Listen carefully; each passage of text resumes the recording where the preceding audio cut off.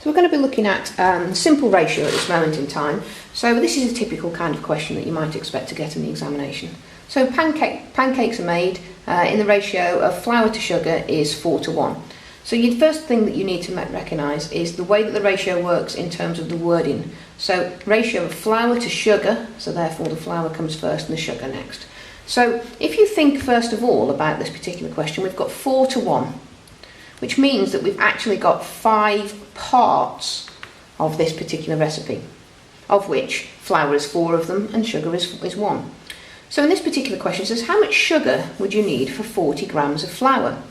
Let's have a look. Our 4:1 ratio, therefore, is now suddenly, remember flour's first, is 40 grams to question mark. Now you can work this around a couple of ways. You can have a look to see the best way is to look at what do I multiply the 4 by to get to 40. Well, I multiply that by 10, so I must do the same on this side, times 10. So therefore I would need 10 grams of sugar.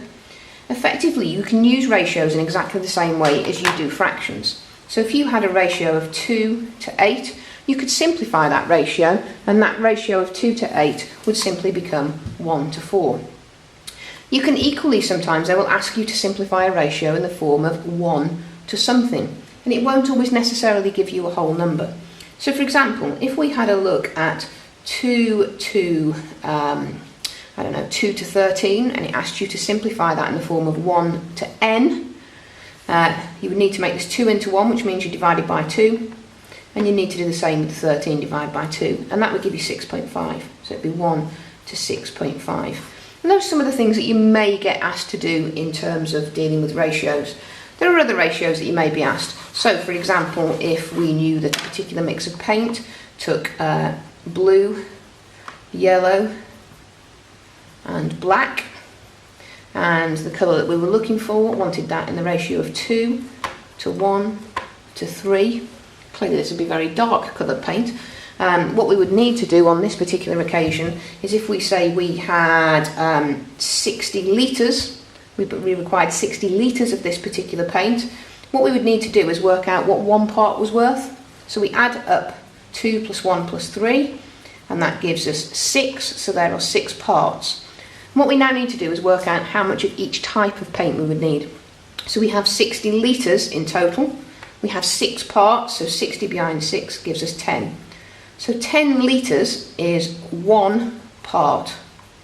So if we now look back to blue, blue was 2 parts, 2 times 10 is 20 litres.